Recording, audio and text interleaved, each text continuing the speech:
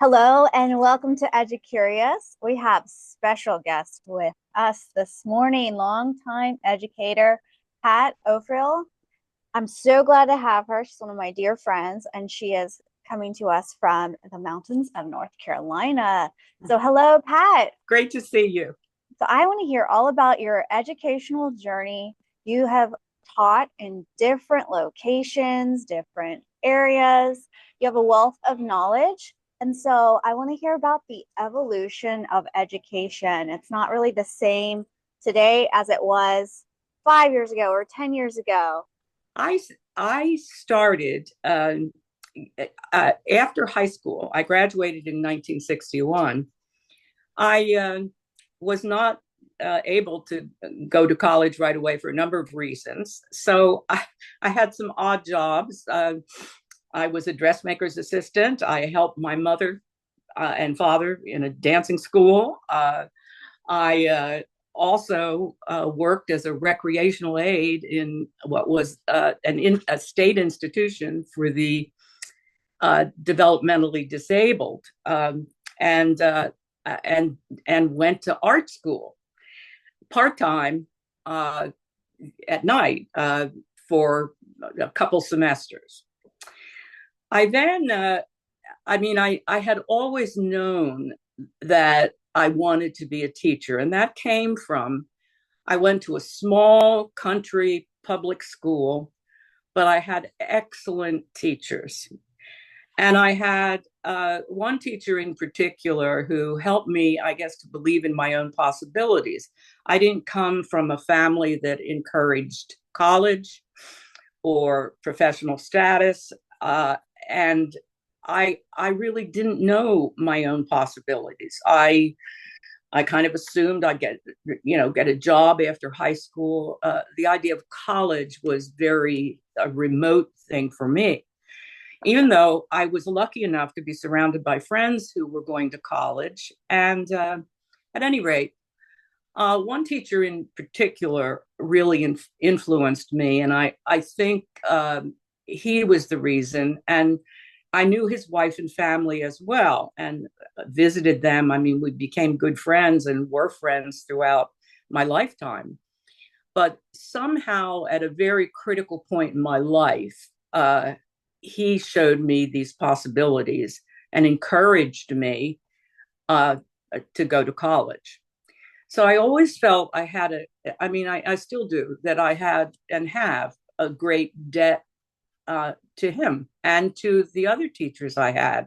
I had an art teacher. I had very good public school teachers, and respected them all.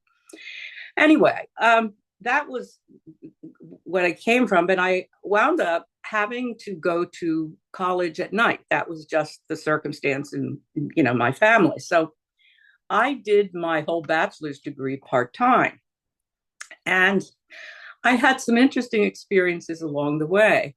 For 2 years, while I was pursuing my bachelor's, believe it or not, I was teaching in a Catholic school outside Philadelphia, an elementary school. And what they were doing at the time, because of the size of classes, there were enormous classes, many people there. They were hiring people such as me with a degree in being finished. And I was given a nun buddy because at the time, the nuns, I mean, there were many nuns, and I had a nun buddy, and I'll never forget her. She was was vital to me. The classes were packed. They sent me for early training, and I had some extra classes in teaching reading and a few other basics. And I had a very strong curriculum that the Archdiocese had developed. And I had a time schedule. I mean, it was very structured. But I started I think I was 19 at the time, maybe 20. I had a class of 64 fourth graders. And the second year I was there, I had 59 fourth graders. Now, it was a much different time, as you can well imagine. Discipline was very strict in a good way. I mean, the nuns were wonderful. I mean, the sense of humor, and my nun buddy, she was my backup for everything. And there were two of us who were called lay teachers who were under this program. So she and I were about the same, at the same level of getting our degrees. So these nuns just took care of us. I mean, everything I learned about classroom management, organizing things alphabetically, uh, trying to meet the curriculum, because these kids were going to be examined not by me, but by the Archdiocese Education Department.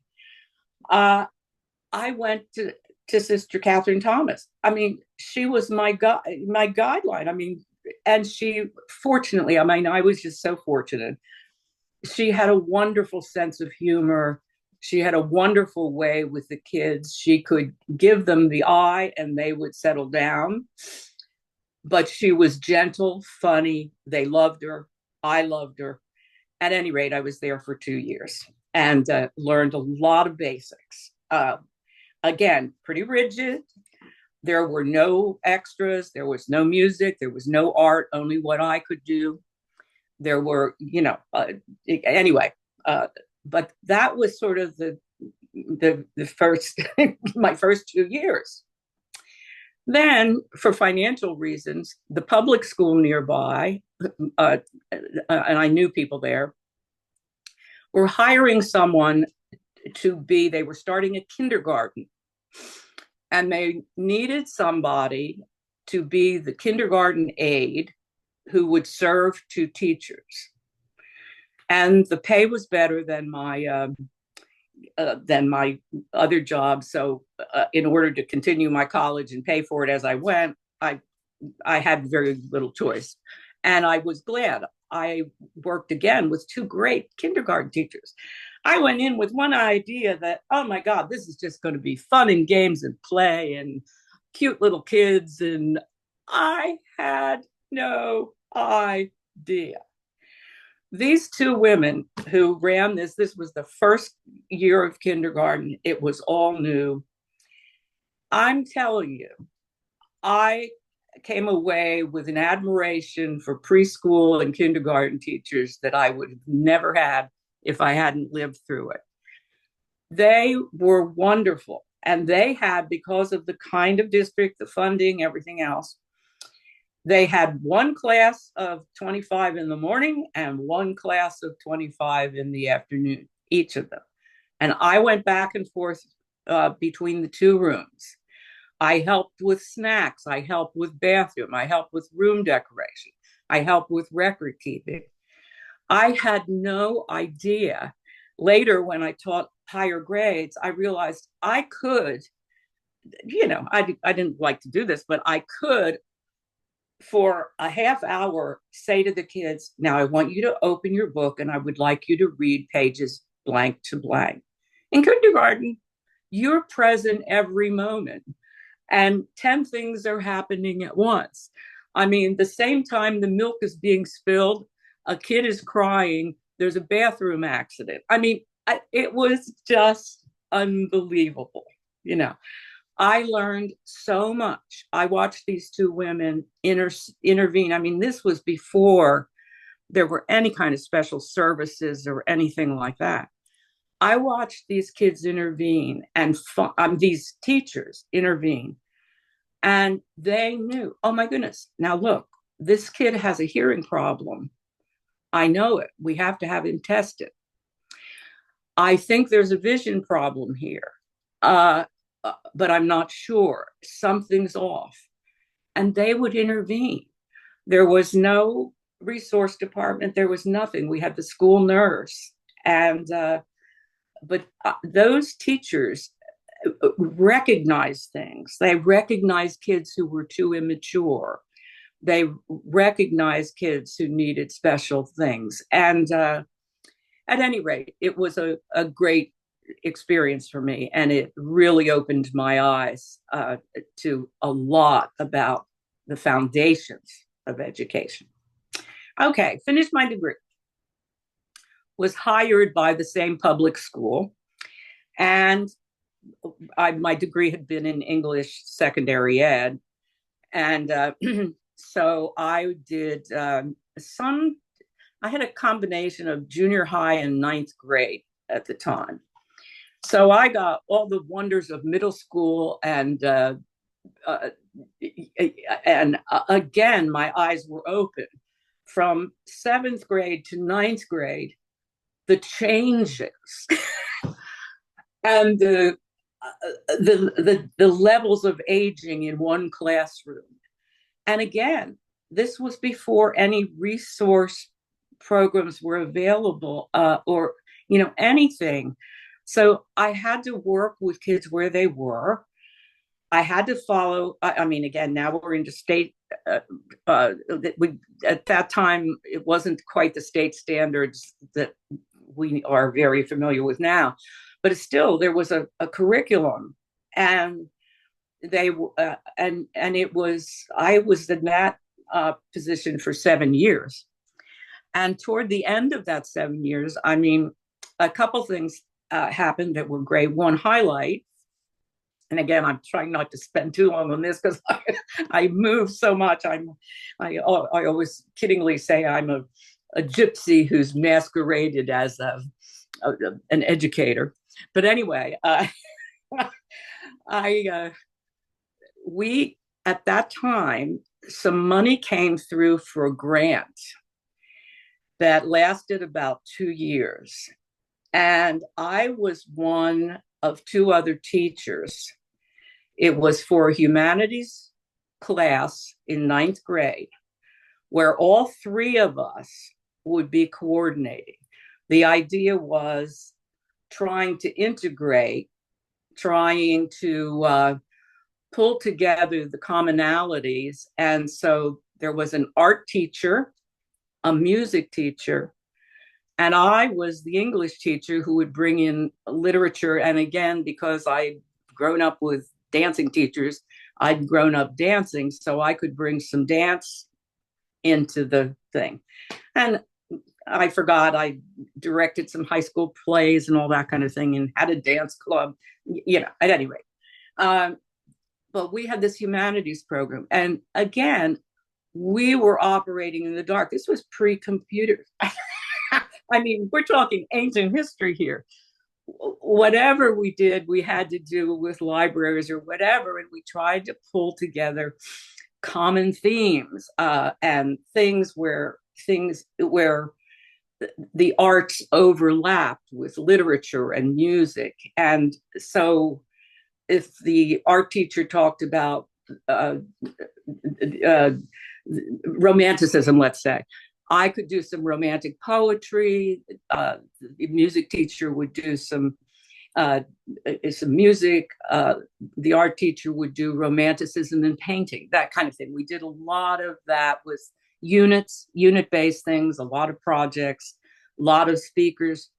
And again, it lasted for 2 years. I think then the money was cut, but we had about 2 years of that. And that was a wonderful class. And we had, because of the money being appropriated, and because of our willingness to put in extra hours, because we did a lot of extra stuff, because we had to plan.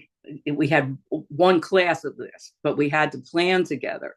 So they had to do some creative scheduling and everything else for this. And but it was wonderful. It was a creative time. And again, we just had to pull from our background. And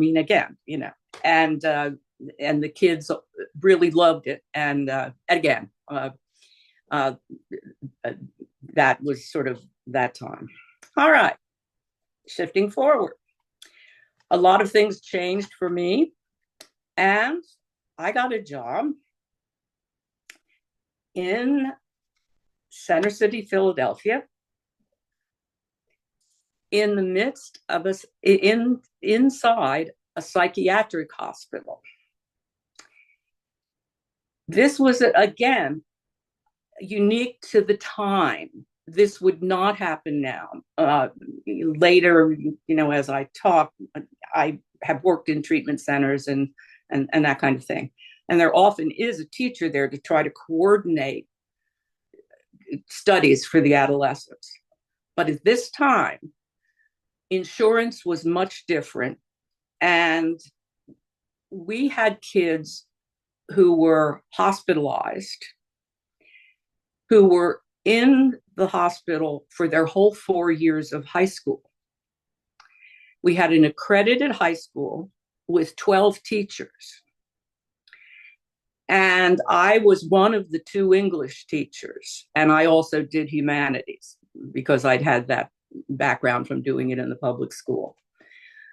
And we had mostly inpatient kids who lived there and came over to the school, which is on the same grounds.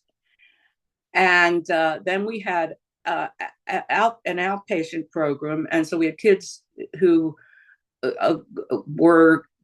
had some real issues and were too ill to really function at that time in the public schools. Now it might be different, but many of the outpatient kids came for perhaps a year or 2 years or something. So we had this whole thing set up, and it was a teaching hospital. It's no longer even in existence, but it was a teaching hospital where people who were becoming psychiatric nurses, psychiatrists, psychologists came for training. And we were encouraged, because of the intensity of the work we did, we were encouraged whenever we had a free period to go to any of the classes or lectures that were open, because we had to sit on clinical teams. It was a team-based kind of approach. And that was an incredible experience. I learned so much. But at that time, they had math teachers, language teachers, science teachers, history teachers, a business teacher.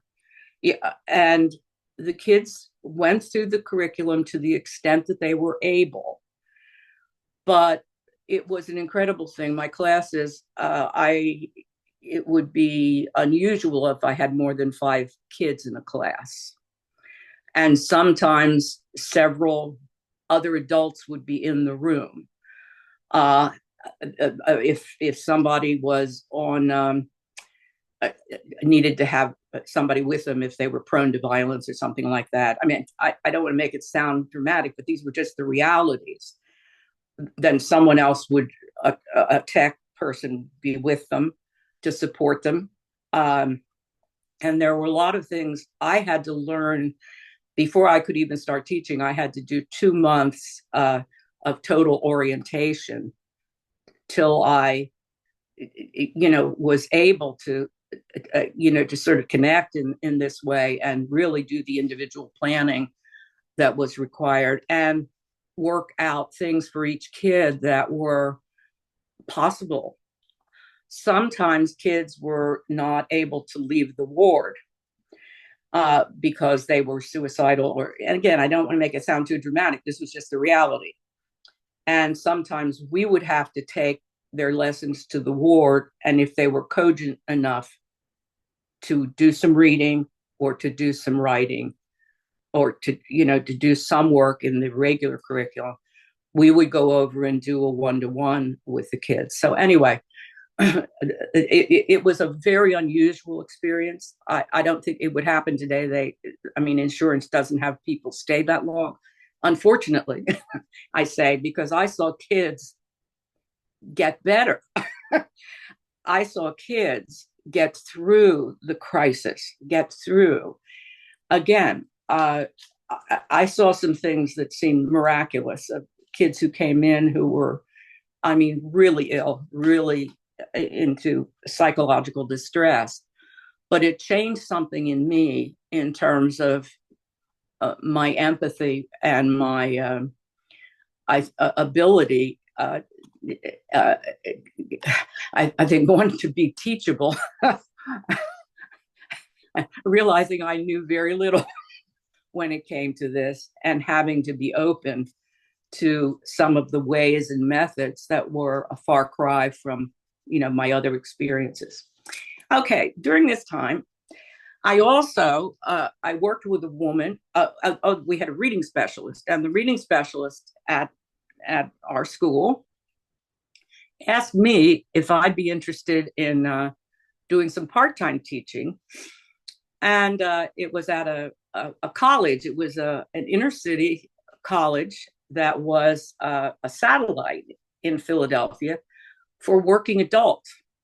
So I started, I had about 3 years part-time there while I was working at the psychiatric facility. And that was also, I learned there were people coming back, teachers' aides who wanted to finish college degrees, nurses who had all their practical courses finished but wanted to finish their bachelors. I had some policemen. I had, who I worked in the English writing communications lab. And I found it very gratifying, very interesting, wonderful people. The motivation, because they wanted to get degrees, usually so they could advance in their work. But they were seasoned people who had lots of experience and lots of knowledge. And the college was unique in that it took some of their life experience and helped them to work that out in some way to get some credits for it. So the policeman knew more about gangs than any textbook we could have read. He was able to put together writing projects and everything and then present them to a board. And I forget how many credits he earned because he knew gang structure and the gangs in Philadelphia better than he'd been there. So anyway, that was the kind of thing they would do to get some credit for these folks who had years of experience. And they would still have to do other courses. They, had to do all the regular stuff, but they would get some life credit for these projects that related to their experience and learning on the job. So anyway, I was there, and then a full-time opening came up, and I took it for a year and would have stayed. I loved it. But the gypsy had an opportunity to move to St. Thomas in the Virgin Islands and went there with my husband and taught there for 3 years in one of the parochial schools on the island. Now I'll come back to St. Thomas. I came back years later and spent about 25 years in St. Thomas. So I'll come back to that. But, had a good experience. And at any rate, life changed again and we moved to Phoenix. And I decided to go back to school. I had earned a master's degree in English long before, but I decided to go back to school to get a counseling degree and then ultimately finished a doctorate. While I was doing that, I did these things part-time. I taught at a college preparatory school for girls for a couple years. I did English and eventually counseling when I finished my degree. And then had an opportunity to move into the public system where the salaries were much better. I loved the small school where I was, but I really had to think about everything. And I went into a public system and worked as a guidance counselor and worked with they had a retention program trying to keep kids in school. And, was overwhelmed. And again, had to put my beginner's hat on again because the counseling in the public system was, it was hard in the prep school but a lot of it was college preparatory. Here in the public system, I had to do not only the college stuff, but everything else. and the paperwork and the numbers were very, very high. It was really hard. And I grew to admire these people who were doing this with hundreds of kids under their that they had to work with.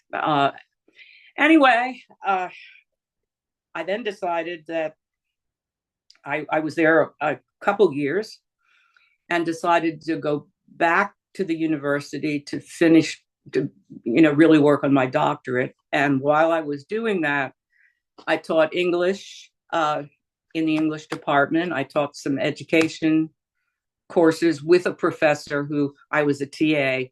He had these large lecture hall, and I had the small group twice a week with the people preparing to be teachers. Then in English, I did composition and research. And then an opportunity came up there while I was finishing the doctorate to supervise student teachers. I was the university person. I went to 9 districts in the Phoenix area to supervise English teachers. So I had 9 people. And again, that was an interesting and wonderful. I had to do a little stint at the Arizona Department of Education, but I had to. I really, I don't know how to explain adequately how I came to value. I mean, I had student teachers in the public system before and been a cooperating teacher, but those cooperating teachers were great. And the students, I used to say, and I don't mean this in a real negative way, but I used to say that I felt as if I was the person who had to help them through the process of disillusionment, because they would come in thinking a lot that they could change a lot. And I just had no, I mean, they had very good prep, but as we both know, until you really get in there in the classroom and have to do the planning and have to do the correction, I mean, you can come up with wonderful plans, but if you can't keep up with the correction and the paperwork, and standards had come in, and there was a lot of pressure for test scores had come in. And so I felt I had to, I mean, and the cooperating teachers, I mean, we had to do a lot, and a lot had changed. So classroom management became a real issue too. And so I felt like I kept hoping somehow I could keep some of these good people in the profession, because it was a hard thing for them to go in and gradually pick up every class of an English teacher's schedule and deal with everything that was thrown at them in the flesh and not in theory. Okay, I finally finished my my doctorate, and I guess I can't remember if it was 1 or 2 years that I did the supervision, but at any rate, when I finished doing the supervision, I also finished my doctorate. And we moved again to Colorado. And because I had gone through, I was certified in Pennsylvania. I had gone through, I forgot to mention this, in addition to doing the degrees in Arizona, I had to go back and get recertified for Arizona, because at that time, that's the way it was. I think it still is to some extent, although I know national certification is a thing, but not everybody can do that. I had to go back and do certification courses. At any rate, we moved to Colorado, family connections, etc. A whole lot of complication, but good. I wasn't certified in Colorado, so even with a doctorate and all these years of experience and 2 master's degrees, I couldn't get a job in any of the public systems in Colorado. And I was told that I could, again, this may have all changed now, but I was told that I could go back and, and again, there were not college positions other than a lot of adjunct positions, which didn't pay very much. And I was a little older, late 40s, and I was not exactly the candidate to be on the career track in a university at that point. Uh, I thought I might be, but it would have involved a great deal of moving, and it wasn't a possibility. So I looked into certification, and a couple of people said, "Well, Pat, you can do that, but they're not going to hire you because you'll be overly qualified, and they won't want to pay you for your education." And that was the truth. So I taught part-time at a community college. I had the doctorate, and I had the counseling degree.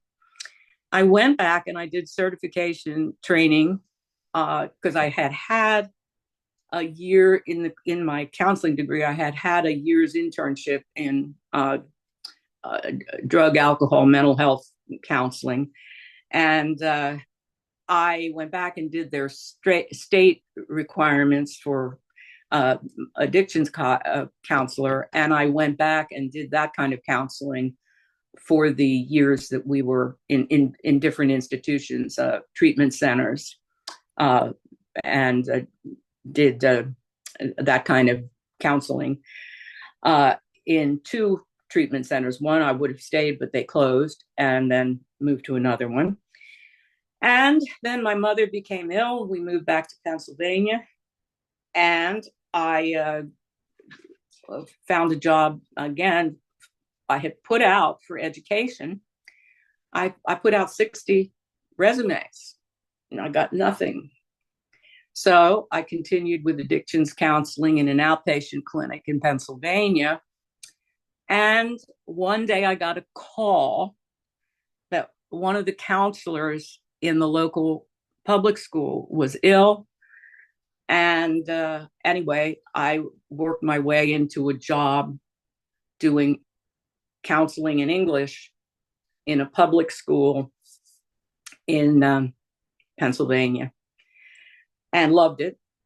Very hard work. By this time, I mean, the demands on counselors, the demands on teachers had increased exponentially. I mean, and I really, but I loved it. It was a very good district. Resource had developed. We had about 8 resource teachers in that district. I mean, in that school, that high school, and classes were. I mean, they followed the letter of the law. I taught one 9th grade English class where, because over half the kids had IEPs, I had to team teach it with one of the resource teachers. And I learned so much from her. And there were all sorts of, all sorts of challenges, opportunities there. A lot of support there, but really challenging. Then the opportunity came to move back to St. Thomas, and we moved back to St. Thomas, and I'll finish up there. I taught the rest of my career there, English and counseling, and spent the last 14 years of my career as an English teacher. The dual life was getting to me, so I did the English at a private school on the island. I had been about 4 years in 2 of the parochial schools, but then this opening came up, and I spent the last 14 years of my life at a private school on the island, which was wonderfully diverse, college preparatory, but with a good resource department. We didn't have a lot of things. I didn't have screens in my windows. Iguanas got into my room. We had no cafeteria. We ate out on picnic tables and looked at the Caribbean Sea. So it wasn't bad. But at any rate, the I retired finally in 2017. So that's a long story, Amber. I don't know what to say. Anyway, and there, I don't know. There's so much that I learned. Again, we were under. It was a private school, but we were under, believe it or not, the Middle States accreditation um, team. So we had to be accredited by Middle States, and therefore we were under uh, heavily under state standards and strict curriculum. I mean, we had some freedom to add extra courses, a lot of AP and that kind of thing.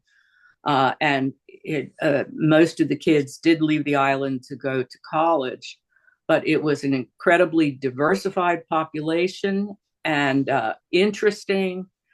The cultural lessons were incredible. So I've talked a lot. I want some compare and contrast against public school versus private school. I was in very different private schools. The one in Phoenix was a parochial school, a little bit more structured, and a very good curriculum, very good people. Again, a group of nuns who ran it, and I had great respect for them. But I would say a bit more structured and traditional. Although I taught some creative writing there, they had a good art program and they had a good music program. So but anyway, I would say a bit more structured.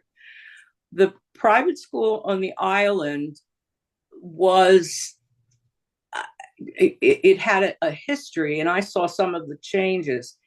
It had started long before I got there as a little bit more of a creative, thinking outside of the box school, but people wanted their kids to be able to leave the island for college, and more the necessities of college preparatory work came in.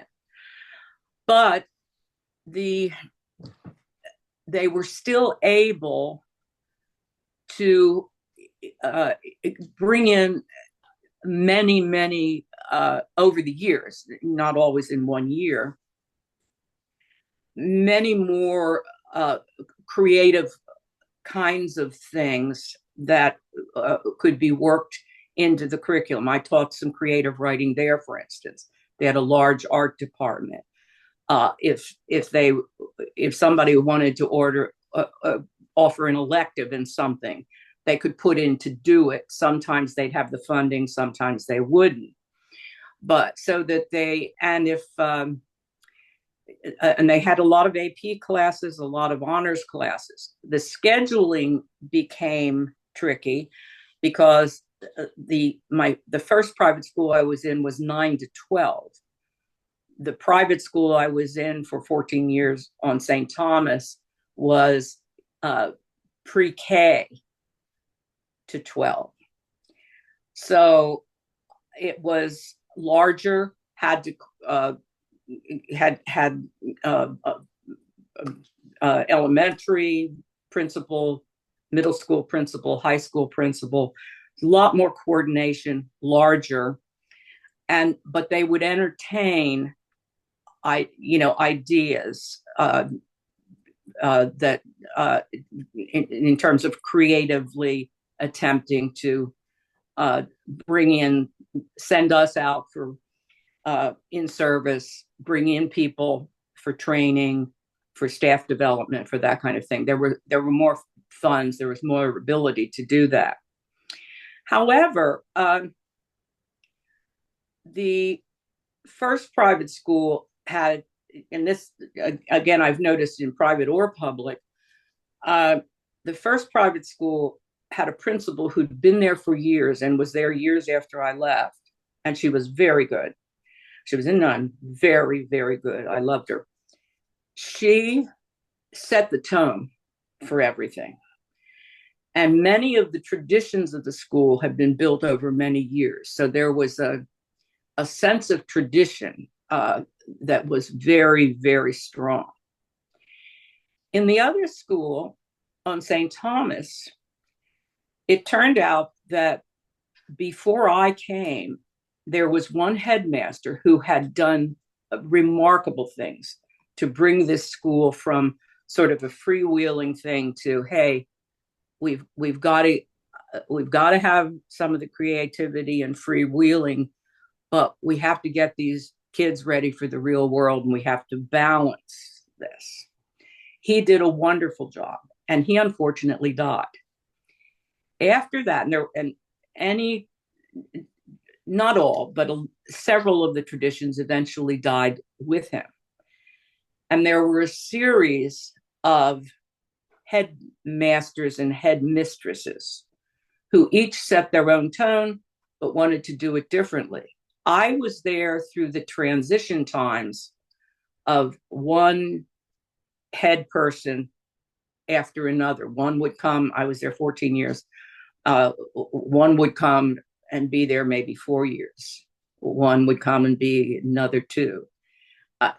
And even though, I mean, I've learned in these places, even in public schools, that somehow the teachers and faculty were the steady aspect of the school, that the heads kept changing.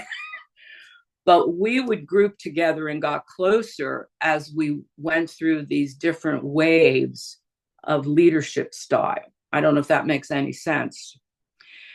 And at that school on the island, there was pretty much stability. A lot of people came and went on the island because we used to call it that people would come after college for a year or two of fun, sun, and rum, and then leave again.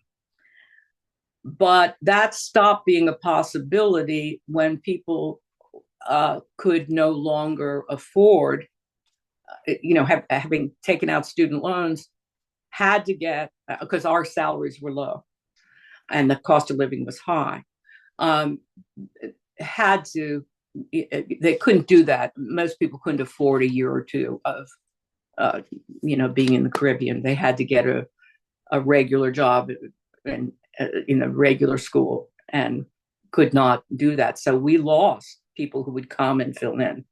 But at my school, it was a pretty tight, stable community. So they were very different. And I would say my school on the island, and then the public school where I'd been in Pennsylvania before I left, were very much alike.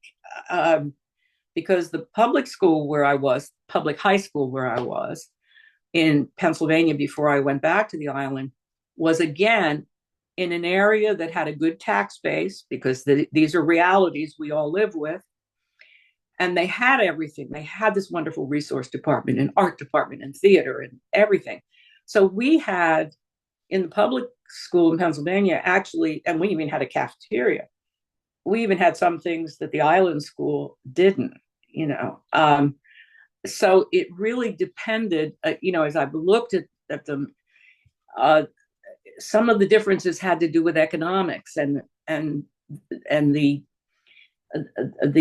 tax area and tax base. I mean, it's unfortunate, but some of the, I don't know, my experience, this is just my experience. If I compare my last public school with my private school on the island, those two were more alike than some public schools or private schools who were on the lower end of the economic spectrum. And again, I don't know if I'm saying that well, but it's a shame, but it's a reality that that uh, the tax base in the public schools makes a tremendous difference, and it's true for the parochial and private schools as well. They can't just keep raising tuition; they can't do it. So, everybody has their particular brand of problems, I guess. Do you have any thoughts on the difficulties you encountered moving from different locations? Because a lot of times educators don't have the time to get nationally certified, but they have a great skill set that is invalid once they get to a different state. Do you have any thoughts on how maybe that process could be improved upon? It certainly could. I My own experience that I did it once. I had been fully certified in Pennsylvania, and then I did the whole certification process in uh, Arizona. Uh, it was one of the reasons I didn't decide to pursue it any further in Colorado. I just couldn't go through that again. And it's not that the courses were bad. It's just the expense of it, the time, uh, and in some of the things, not all, uh, but some of the things, because some of my certification I did curriculum stuff and everything that was very interesting, but some stuff was a repeat of things I'd learned back with the nuns in in my very first job when I wasn't even a degreed teacher, you know. Uh, so it was some of it was wasteful or inefficient, I should say. It was good for somebody. I mean, it was excellent training, but I'd been there, I'd done that. I didn't need to go through that again. Did I pick up some things I didn't know? Absolutely. I learned some things about group work and reading that were new. So it wasn't all lost, but I could have learned those things on the job. And it would have been a much better use of my energy and time. So it seems to me, I mean, and I've read that, they do have national certification. If that allowed somebody to go from state to state, uh, that, I think that would be helpful. I think there could be, each state might want to do some sort of an orientation program for people moving in from out of state. I mean, there may be some things about the history, the culture. Uh, uh, and again, I'm just talking the state. The cultural changes that I had to learn, and I had to learn them mostly by the seat of my pants. Uh, I mean, was again a little orientation to the. I mean, when I moved to Phoenix, and the population was very different. Some I mean, at the university in particular, kids came down from the reservations. It was very, I had to learn uh, on the job, and a little orientation would have been helpful. And the same with the schools.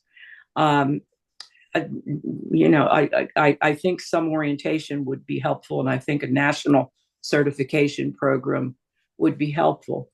And I also think, I mean, every school has its culture too, and that you pretty much have to learn on the run. And most times I've started a new job, I have in a new place, I've had to go through something of an orientation. In particular, on the island, they did a lot about West Indian history, the diversity, the groups, the uh, and that was invaluable to me. So those are some thoughts I have. But making people go back to do to spend a whole bunch of money and time.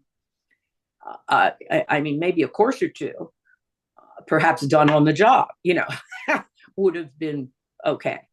But when I think of what I went through for, coming from Pennsylvania to Arizona, it was a little bit crazy.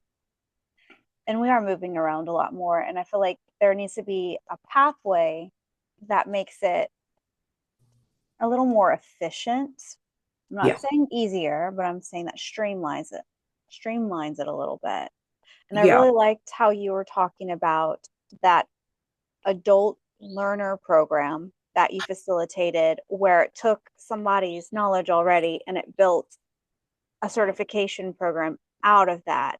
Is there anything that you've encountered recently that's similar, or how do we bring that back? That was really cool.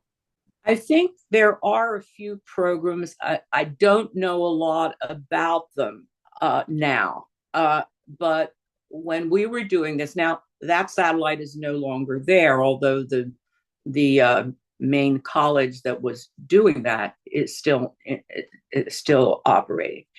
I think that there are some online programs that have done some work with this. And again, these are things I have heard about. I don't know firsthand, but I've heard some things about some programs that are advertised online uh, that take work experience and skill sets and allow people to earn some credits. So I know simply from the grapevine, some ads on TV, that there are some things like that.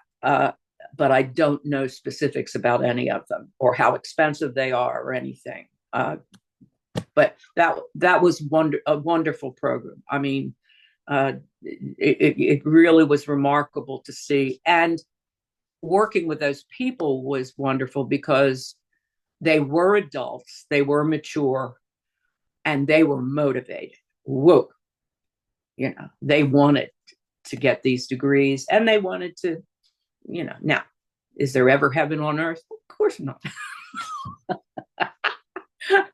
There always were some challenges. That's, goes with the territory, but it was great. So I'm hoping that the programs I've heard about are continuing to do some of that, because I think they turn out some people with, incredible skills and experience. You also mentioned, even though you said you didn't have a lot of technology because it was a few decades ago, there was Mhm. that intuition that a lot of the educators you worked with had and would assess these students and say, hey, this kid needs this and this kid needs Yes, that. yes. More recently, it's a lot of like the formal testing and the formal checklist. Do you have any thoughts on either or balance or? I think a balance. Again, by the time kids came to me in high school, they had frequently already been identified, had an educational plan or whatever. But I think, I mean, especially in early years, oh my goodness, I think if people if good educators can intervene and catch uh, the hearing problems. I mean, I know there's testing and all that, but sometimes, I mean, these two kindergarten teachers I referred to, long before I mean, they did uh, hearing screenings at that school with the nurse, and I don't know. I think they brought an audiologist in too. They did eye tests with the kids, but they had to be done grade by grade. So you might be with a kindergarten kid who wouldn't get tested or screened till, let's say, November. I mean, they tried to do things the best they could with all the people who had to be screened. But if a good teacher in the early 2 weeks or 3 weeks of school could identify and have the kind of informal thing they did then, that just go to the nurse and say, hey, could you have this kid screened? I mean, it could make a difference of a couple months of instruction, which doesn't sound like a lot, but in those early years, it's vital. I think. I think. But and also, but I certainly the formal screening I would say is better, uh, simply because it's going to be done uh, uh, for everyone at a certain time or certain times and repeated in subsequent years. So I think it's better. But teachers geared to look for these things and to be sensitive to them can cut through a lot and maybe push somebody who might be at risk a little ahead in the line. And I think that's vital. You mentioned one of your kindergarten experiences was broken up into day parts, like morning Yes. classes and then evening, afternoon Afternoon. classes. Mm-hmm. And I'm thinking, what an interesting way to make use of a facility that could, under other circumstances, just be overcrowded or not have enough educators or facilitators. Do you think that's something that could work I, now? I think it could. One of the reasons that they did it that way was funding and space. And that particular superintendent he just was, adamant about we needed kindergarten in this district and did a lot to make it possible. That worked pretty well. It was hard on the two teachers. I mean, you think about it, they wound up with 50 kids a day over the course of the day. They could not they didn't have the funding to hire other teachers, nor did they have the space to hire other teachers because they had to have classrooms with a bathroom right there. They had to have furniture that was appropriate. There were just so many things that were part of that puzzle. And it's one of the reasons I got hired as an aide, because it was certainly still a heavy load for these two teachers who each had 50 kids a day. But it was, I helped because I went back and forth and could deal with the crying kid, or could, pick up the spilled milk, take care of the bathroom incident, or help get out the art supplies, whatever. So, but I think if it's a choice between no kindergarten or having a kindergarten, they did, I think, 3 hours in the morning, 3 hours in the afternoon with a break, a snack, and a short nap in each session. But even nap time was not downtime for the teachers. Let me tell you. So, with your doctorate degree, did you have any aspirations of doing administrative type jobs? Like, were you ever a principal or assistant principal? Was that something in your lineup? No, I did the certifications for all those things. I was what they called academic dean for a while at the private school on the island. I've been department chair a couple times, not for the whole time or anything, but anyway, I knew I did the certifications because there was a point where I thought perhaps I might be interested in curriculum development or staff development, and but I began to realize that I really didn't have the personality to be a principal. I admired my principals. I had the last years at the school in St. Thomas. I had marvelous principals in the public schools and everywhere I was. I never had bad. Well, that's not true. In the series of headmasters, there were a few that, well, let's say they didn't fit in my style. But anyway, but for the most part, but I saw and learned, even doing academic dean stuff. Oh my God, I don't know if I could handle the conflicts, the pressure, and that I liked the classroom better or the guidance office better. So I sort of came to that decision. I did think for a while that, perhaps English education on a college level would be something, I would do. But by that time, I was older, and the whole thing of starting a tenure track of publish and perish just did not appeal to me, even though I really enjoyed it when I did the supervision of student teachers and some of the things for English education that I had to do in my doctorate. But I knew that they weren't lining up for people with my credentials, and I would have had to move who knows where again to do that. Do you have advice on somebody who's thinking about getting into education, maybe some do's and don'ts to consider? I think one of the things is to know going in that you will be disillusioned somewhat, and that you can't, you're not going to be able to change the system as quickly as you think you might, and you may never be able to change it. But it is amazing if you stick with it through the rough times and get through that. I used to tell the student teachers, don't quit now. You've learned a skill set. You know, stay with it if you think this is where your heart is. If you think it isn't where your heart is, then begin making other plans. But if you think this is really what you want to do and you're afraid or you feel overwhelmed, everybody goes through that. Stick with it. Go, keep doing it. Because if you get through the rough times, and I found no matter how much experience I had, no matter how many places I moved, that if I moved to a new place, that first year was going to be hell in terms of stress because I was new.